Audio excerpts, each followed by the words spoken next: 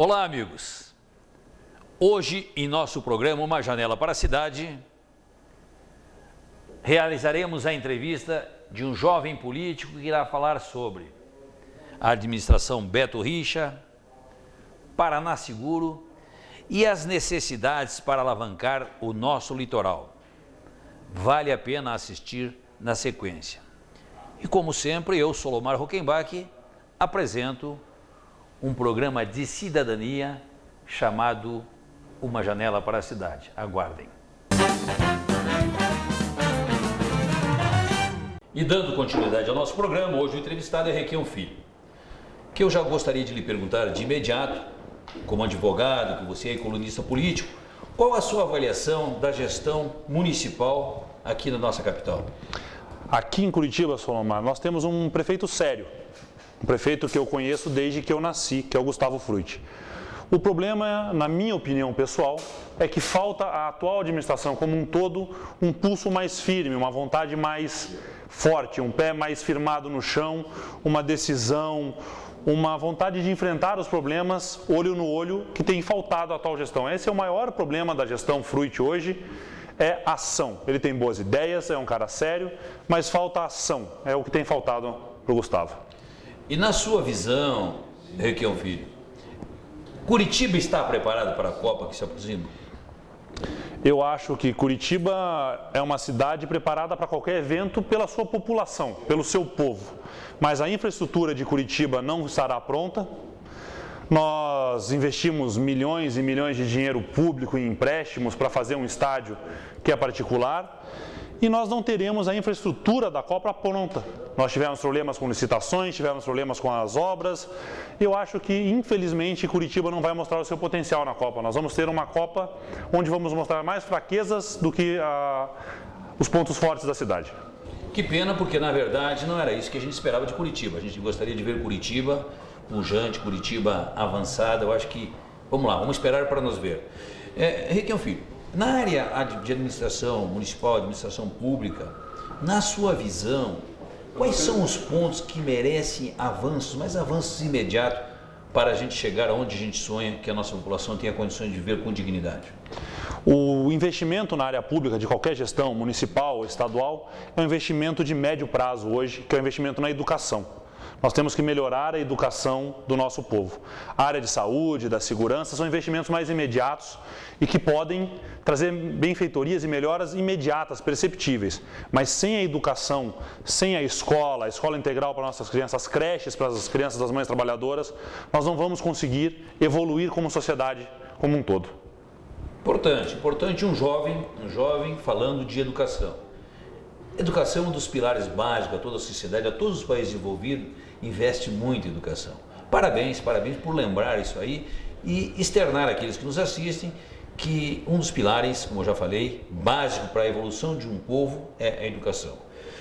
Porém, nós temos N necessidades. E outro assunto que a gente ouve comentários direto por toda a nossa cidade, como é que você vê o transporte coletivo e o metrô em Curitiba? Será viável ou não na sua visão? Bom, o metrô eu acho que foi uma jogada política. O metrô em Curitiba eu vejo como uma grande farsa. Ele pode até vir a acontecer, mas será um metrô de brincadeira, será um metrô curtíssimo e com custo muito, muito elevado. O transporte coletivo em Curitiba é uma afronta, é um assalto, é algo que fere a nossa população dia a dia. O trabalhador que pega o ônibus hoje, Solomar, paga uma fortuna nesse ônibus. E o Tribunal de Contas já mostrou que a tarifa está muito cara. O Tribunal de Contas mostrou que tem sobrepreço na tarifa. A Câmara Municipal de Curitiba fez uma CPI. O Jorge Bernardi, o Bruno Pessutti, vereador novo também, se destacaram mostrando que há excesso, que é um roubo. E a prefeitura nada fez. Eu, como cidadão, entrei com uma ação popular pedindo uma liminar para que a tarifa fosse baixada, fosse cobrado o preço certo e que o que a prefeitura paga às empresas por contrato assinado lá atrás pelo Beto Richa e pelo Ivan Bonilha, uma licitação duvidosa, fosse depositado em juízo, para que quando a verdade viesse à tona, a prefeitura recuperasse o seu dinheiro e investisse mais em saúde, educação, investisse na cidade de Curitiba. Mas o atual modelo que nós temos hoje de transporte público aqui em Curitiba ou em toda a grande cidade é um modelo que visa sempre lesar a população em vez de ajudar. O Requião tem inclusive agora, que vai abrir no Senado, uma CPI do transporte coletivo em todo o Brasil. E nós vamos investigar com um trabalho sério, não midiático, o que há de errado para a gente corrigir esses erros de Curitiba e do Brasil. É importante porque o transporte é necessidade de toda a população, principalmente daqueles que mais necessitam de locomoção, aqueles que não têm o seu carro próprio. No tocante àquilo que você acaba de comentar da CPI, essa CPI, será que ela terá realmente atingido o objetivo ou é mais uma pizza apresentada à nossa gente? Bom, a CPI apresentou seu relatório, tirou suas conclusões, ela acaba em pizza no momento em que nada é feito depois da CPI. E agora cria-se na Câmara dos Vereadores de Curitiba uma comissão para acompanhar o que a comissão decidiu. Isso sim, entendo a boa vontade dos vereadores, mas tira um pouco da credibilidade do que foi feito. Eu esperava que o prefeito tomasse uma posição mais dura, ele tem tomado posições corretas, posições legalistas, esperando decisões de cá, decisões de lá, mas eu, pessoalmente, do meu amigo Gustavo, irmão do Cláudio, eu esperava uma pegada mais firme, mais forte e que baixasse de vez a tarifa. R$ 2,70 está muito acima do que recomendou o nosso Tribunal de Contas. Isso aí é um sonho de toda a população que usa o transporte coletivo e a gente não pode deixar ficar no esquecimento. Se está com preço acima daquilo que deveria de ser, devemos de nossa população, continuar essa cobrança e exigindo que sejamos respeitados. Eu acho que isso aí é um assunto que não devemos deixar esquecer de maneira alguma. Requião, filho, eu também não poderia deixar de lhe perguntar, uma vez que de política você conhece, porque além de trazer na raiz de sua família a política, você é um colunista político. Como é que está sendo visto o governo estadual, na sua visão? Bom, na minha visão, eu nada vi. Eu não tenho visto o governo no Paraná. Nós tivemos um governador que assumiu e empolgado com o cargo que lhe deram, porque ele não ganhou ele não trabalhou por esse cargo, ele ganhou esse cargo por acordos políticos, por um belo marketing de campanha, ele ganhou o governo do Paraná. Empolgado no primeiro ano, saiu dando aumentos para todo o funcionalismo público. Ele queria criar uma agenda positiva, criar a boa imagem, queria resgatar a imagem do seu pai, que foi um ótimo governador do estado e foi muito bom para os funcionários públicos. E parou nisso. Depois disso, o governo parou. O governo não existe, o governo do estado. O Beto foi viajar, foi andar de helicóptero, foi visitar os 399 municípios do Paraná. Eu digo que eu sou filho do Requião, que não visitou em um governo os 399 municípios do Paraná, mas que em 399 municípios do Paraná, Solomar, nós temos uma obra de um governo do PMDB. Então, enquanto o Beto se preocupou em viajar, o Requião, por sua vez, em comparação, se preocupou em governar e fazer obras. Então é um governo inexistente, é um governo inepto. Não vou dizer para você que eu acho que o Beto Richa é corrupto, que o Beto Richa é ladrão. Eu acho que ele é um cara bacana, deve ser bom de papo, deve ser divertido dar uma volta de moto com ele pela cidade, deve ser um cara agradável, mas governo no Paraná não existe há 3 anos e meio. É importante que se analise aquilo que esse jovem advogado e colunista político está falando, porque nós não podemos ficar nessa inércia. O governo tem que apresentar trabalho em benefício de um povo, por isso que ele foi eleito. Então a gente não pode deixar que as coisas acabam sendo distorcidas. Outro assunto que eu gostaria de perguntar a você, no tocante aos pedágios, os pedágios no Paraná, ele encarece muito o custo do Paraná, principalmente aqueles produtores rurais. Qual a sua visão no sentido quanto aos pedágios de nosso estado? O pedágio no Paraná, Solomar, é um problema que nós já enfrentamos uma vez. E nós temos no Paraná, segundo o CNJ, uma das justiças mais lentas do Brasil. E o governo Requião, o governo PMDB, entrou com mais de 38 ações contra o pedágio. Essas 38 ações andavam na justiça ao passo dos nossos tribunais, a um passo lento, discussões, petições, tréplicas, réplicas, e foi andando devagarzinho nesses 8 anos e não chegou a um fim. O Beto, quando assumiu o governo do Paraná, após ter recebido mais de 3 milhões de reais das pedageiras para a sua campanha, suspendeu todas as nossas ações. Elas estão suspensas, elas foram retiradas, algumas, e ele começou um novo diálogo com o pedágio. No nosso governo, todos os aumentos de tarifa foram conseguidos na justiça pelo pedágio. Nós brigávamos, questionávamos o valor, questionávamos a tabela de custos que eles apresentavam, e a justiça ia lá e dava uma liminar e subia o preço do pedágio. O Beto não brigou com um aumento sequer, ele concedeu todos os aumentos. Mas também, devendo um favor de 3 milhões de reais às pedageiras, eu acho que ele ficou constrangido de dizer não. E o que falta hoje ao nosso governador é a coragem de dizer não. Você sabia disso? Eu não sabia. Então é importante que a gente tenha uma análise tranquila, que esse ano tem eleição. Esse ano é um ano que a gente coloca aqueles nossos representantes que devem ter um compromisso real com a nossa gente, com o benefício do nosso povo. Eu gostaria de falar um pouco também de segurança pública. O Paraná Seguro, na sua visão, vem atendendo aquilo que foi implantado na época? O Paraná Seguro se tornou mais uma promessa de campanha do nosso governador. O Paraná Seguro, ele disse que comprou o maior lote de viaturas. É verdade, em uma compra só, o Beto comprou mais viaturas do que nós no governo Requião. Mas nós, em várias compras, sempre renovando a frota, compramos muito mais do que ele. E o Paraná Seguro hoje é apenas mais uma propaganda. O 181, que era a denúncia, não sei se você lembra disso, a denúncia anônima contra traficantes, contra bandidos, que protegia a população e ela poderia participar via telefone, dando a sua colaboração. O 181 hoje está sucateado, está largado. As viaturas da PM, sem gasolina, quer dizer, como é um Paraná Seguro de um governo que não põe gasolina nas viaturas da PM? Como é um Paraná Seguro de um governo que não respeita os policiais civis e não contrata, porque estourou a folha, os delegados que passaram no concurso da Polícia Civil? Então é um Paraná Seguro que foi apenas mais um golpe de marketing. O Paraná Seguro apenas segurou o desenvolvimento da polícia no Paraná. O que é lamentável, o que é simplesmente lamentável. Na sua visão, quais os setores da administração pública estadual que necessitaria mais investimentos de imediato para melhorar as condições de nossa gente? Olha, de imediato, se você quisesse uma coisa que amanhã as pessoas veriam, eu diria asfalto. As estradas estão abandonadas mais uma vez, como estiveram no governo Jaime Lerner. Mas eu acredito que um governante tem que pensar um pouco mais na população do que na sua imagem. E então, novamente, os investimentos, Solomar, seriam em educação, saúde e na rede de água e esgoto do Paraná, que, não sei se você lembra, ficaram com as tarifas congeladas durante 7 anos do governo Requião. Porque quando assumimos o governo, a Sanepar dava lucro.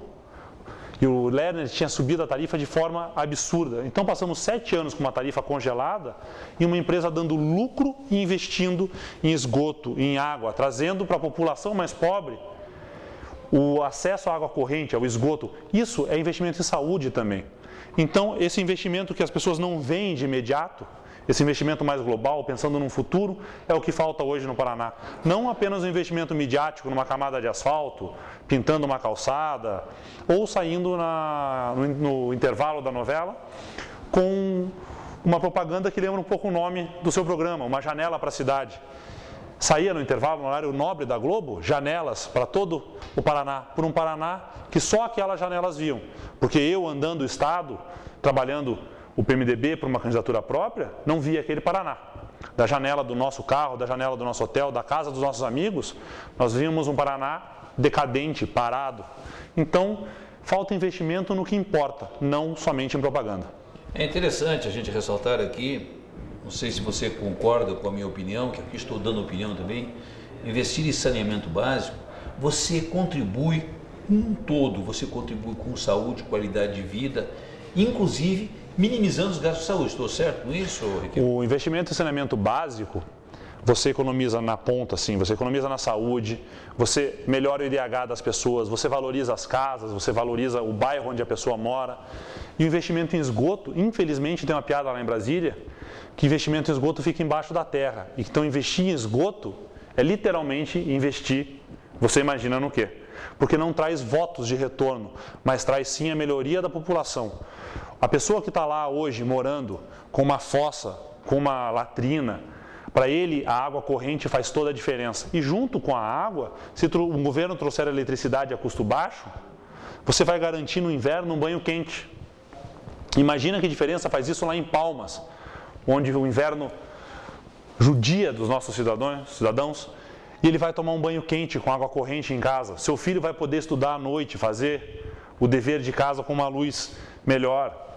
Então, esse investimento em infraestrutura é o que falta, é o investimento necessário para realmente melhorar a vida da população. E sempre isso ligado à educação, porque sem educação nós não crescemos. Com certeza a educação como eu falei anteriormente, é um dos pilares primordiais para o desenvolvimento de um povo. Eu não poderia deixar também fora do nosso bate-papo, acho que está sendo super interessante, com certeza estamos levando informações que está orientando você a ficar com o olho mais aberto, porque esse ano é um ano de eleição. É o nosso litoral. Eu vou fazer uma pergunta sobre o nosso litoral, porque o nosso litoral, ele é um litoral de extensão não muito grande, mas é um litoral que tem belezas naturais, como a Ilha do Mel, Caiobá, Guaratuba, enfim, bonitos. Por que não se investe para trazer mais turista, o que com certeza fomentaria uma qualidade de vida melhor àqueles que lá moram?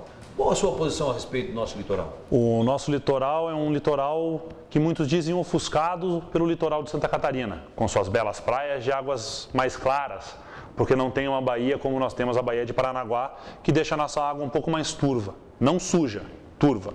O litoral teve no nosso governo, no governo do PMDB, investimento no saneamento. Nós melhoramos a balneabilidade das nossas praias. O litoral precisa de um investimento como um todo, como um polo turístico e como um lugar para aqueles que lá moram ter uma vida melhor. O nosso litoral tem uma capacidade turística maravilhosa. Como você disse, a Ilha do Mel é um dos lugares mais bonitos do Brasil. Nós temos Morretes, Antonina e a própria Paranaguá, que poucos conhecem por achar que se trata apenas de um porto. Paranaguá é uma cidade linda, com prédios históricos, uma orla de uma diversidade cultural ali muito grande, muito interessante. Então, o investimento em turismo no nosso litoral é um investimento, antes de mais nada, em melhorar a infraestrutura. Falta água no litoral. E quando nós começamos a investir lá, nós, curitibanos, os curitibanos que aqui moram e lá têm casa, começaram a reclamar da taxa de esgoto, porque eles não usavam e tinham que pagar. Mas quando iam no final do ano para o verão e faltava água, eles reclamavam. Então, falta ao nosso litoral um pouco mais de carinho. Carinho de nós curitibanos e carinho do governo do estado para com o litoral, que é, sem dúvida nenhuma, um dos litorais mais bonitos do Brasil. Quem foi para Morretes, quem foi para Paranaguá, quem conhece Antonina, sabe da riqueza da nossa cultura. Nós não temos apenas praias, nós temos cidades históricas, nós temos comidas típicas, nós temos um artesanato que, na minha opinião, deixa o artesanato do Nordeste lá atrás. Nós temos um artesanato muito melhor, mais bonito. Os nossos pescadores, os nossos caiçaras, têm toda uma cultura deles que a gente precisa trabalhar isso e divulgar. Mas um governo atual, agora, que inclusive tentou acabar com a Secretaria de Turismo, eu acho que o litoral não é uma das maiores preocupações deles. E na verdade, no nosso entender, o litoral faz parte do nosso estado. E onde mora a gente? Gente que precisa de melhores condições de vida para tratar os seus filhos com dignidade. E o investimento é natural, que é importante. E havendo investimento, mais turistas virão, mais dinheiro será jogado naquela cidade em benefício de um povo. Eu acho que isso aí, infelizmente, muitas vezes as autoridades não têm essa preocupação e que estamos aqui para alertá-los. Mas, Silomar, uma coisa que ajuda o nosso litoral, acho que ajudaria todo pequeno, micro e médio empresário do Paraná. Nós do PMDB, eu digo nós porque eu faço parte desse partido há mais de 16 anos, nós do PMDB tivemos um governo com uma política tributária dando isenção aos pequenos e micros. Os médios pagavam o mínimo de imposto possível, demos diferimentos de ICMS, seguramos a ânsia da Receita de fiscalizar e arrecadar os pequenos, porque eles geram 80% dos empregos no Paraná. E os grandes, que geram muito menos emprego, geram uma carga tributária muito maior. Então, em vez do atual governo criar programas de incentivos fiscais para os pequenos, micros e médios empresários, que têm o seu restaurante, que têm a sua lojinha de roupa, eles soltaram os fiscais em cima, porque eles quebraram o caixa do Estado. Então, e fizeram agora a substituição tributária. Eu tenho amigos que são donos de pequenas vendas, de pequenas lojas, que estão com a corda no pescoço, com a tal substituição tributária, que vem enforcando e quebrando o nosso comércio. Então, tanto o litoral quanto o Paraná como um todo se beneficiaria de um governo que trabalhasse para os pequenos, médios e micros empresários. Porque isso é um crime o que fizeram com a nossa tributação aqui no Estado. Em especial os pequenos, aqueles que estão em fase de crescimento. Mas continuando ainda no nosso litoral, eu gostaria de saber a sua opinião no tocante à construção da ponte Caiobá-Guaratuba. Qual a sua visão? Será que isso sai um dia? Você é favorável? Você é contra? Qual a sua posição? Eu acho que é uma ponte dificílima de ser construída. É uma ponte que demanda um projeto de engenharia de uma magnitude como poucas pontes feitas no Brasil vão demandar. Mas nós temos que levar em consideração se a ponte beneficiaria apenas os veranistas ou se ela beneficiaria quem mora em Guaratuba. Quem mora em Guaratuba ficaria livre do ferry, que tem que melhorar muito, porque é um ferry que realmente deixa deficitário. Mas é um ferry que no governo do PMDB, quando foi renovada a concessão, foi obrigado a fazer de graça o transporte para quem mora em Guaratuba. Quem mora em Guaratuba não paga o ferry, ou pelo menos não pagava. Então, a ponte vai facilitar essa chegada a Guaratuba. Mas será que isso não vai trazer um tráfego de caminhões exagerado? Será que isso não vai prejudicar a cidade em vez de ajudar? Como isso vai atingir a Mata Atlântica? Como isso vai desviar o tráfego de caminhões de Santa Catarina? Quer dizer, é um estudo que tem que ser muito bem feito. Temos que conversar com a população de uma forma séria. Essa história de vamos construir a ponte e vamos trazer mais gente pode se tornar um problema para a cidade, porque nós vamos construir a ponte e vamos trazer mais caminhões. E o tráfego pesado de caminhão espanta a gente. Então temos que ver o que essa ponte traz de benefício e o que essa ponte traz de malefícios para Guaratuba, com seriedade, sem promessas de campanha. Na realidade, o que Requião Filho está falando é que deve ser feito um estudo profundo. Um estudo profundo no sentido de não fazer politicagem com uma ponte, que é interesse de alguma, mas não sabe se é de todos, porque essa pesquisa não foi feita ainda. É isso aí, Requião Filho? Nós temos que ver se a ponte traz benefícios. Se a ponte trouxer benefícios reais para a população, ela tem de ser feita. Se a ponte prejudicar a população, nós temos que pensar em outra ideia, em outra solução. Vamos, quem sabe, duplicar ali a garuva, vamos pensar num desvio de tráfego, vamos pensar em outras coisas para que melhore para a população que lá vive. Não que melhore para mim ou para você quando nós quisermos ir no Yacht Club. Então, nós temos que pensar em quem mora lá e realmente o benefício que vai trazer. Eu não posso dizer para você que eu sou contra ou que eu sou a favor. Eu ainda não vi um estudo sério sobre a ponte. Na verdade, é aquilo que a gente comentou de falar, que tem que existir seriedade no projeto, na pesquisa e na vontade da população que lá reside. Acho que isso está totalmente certo. Requião Filho, estamos no nosso horário se esgotando. Infelizmente, televisão é assim mesmo. Nós temos o tempo limitado, mas eu não poderia, sabendo de onde você vem, de uma família de políticos, quais são as suas pretensões políticas, se tem pretensões políticas e por quê? Bom, pé de coco não dá manga, né? Eu me formei advogado em Brasília há mais de 10 anos, tive um escritório, trabalhei e procurei, inclusive, fugir da política. Eu procurei cuidar da minha vida fora da política, cuidando como advogado, um profissional liberal. Mas eu fui incitado a entrar na política pela minha própria indignação. Aqui no Paraná nós fizemos políticas com parceiros, com pessoas que ajudaram a gente a criar todos os 298 programas que o PMDB tinha quando era governo. Esses parceiros, alguns deles, nos traíram. Mudaram de lado, deixaram do lado do povo, o lado do PMDB, para escolher o lado do privado, dos grandes financiadores de campanha. E essa indignação com essa traição ao povo do Paraná, que foi quem elegeu essas pessoas, quem colocou elas lá, quem ajudou elas a chegarem onde elas chegaram, eles traíram o povo. Então isso me deixou indignado e me incitou a procurar o meu espaço para colocar a minha voz à disposição daquilo que eu, como PMDBista, acredito, que é um governo desvinculado do grande capital. Eu não vou dizer para você que eu sou um comunista, que eu sou contra quem ganha dinheiro. Eu acho que o país precisa se desenvolver, as pessoas precisam ganhar dinheiro, mas o governo tem que cuidar do povo. Porque já dizia o Requião, Solomar, lá em 1984, 85, quando foi candidato ao prefeito de Curitiba. Rico vive bem em Curitiba, vive bem em Nova York, vive bem em Paris, Londres e São Paulo. Quem precisa de prefeito, quem precisa de deputado, quem precisa de governador é quem mora no bairro e tem valeta a céu aberto. É que quem, para chegar em casa, pega uma estrada conhecida como a rodovia da morte, todo dia, para vir trabalhar. E essas pessoas são quem precisa de governo. Então, quando a atual classe política se desvincula disso, de quem os elegeu, nos deixa indignados. E a indignação foi o que fez surgir o PMDB no Brasil, o MDB, lá perto da época do golpe. Então, é isso que nos motiva, que nos traz para a política. E sim, pretensões políticas eu tenho. Vai depender do meu partido, do PMDB, de ceder ou não espaço. Esse espaço seria, então, o senhor jovem, Requião Filho, é um costume que nós temos de tratar os nossos deputados, que são todos autoridades em nossa presença. Mas pela jovialidade, você então já está com o seu nome colocado como pré-candidato pelo PMDB nessa próxima eleição.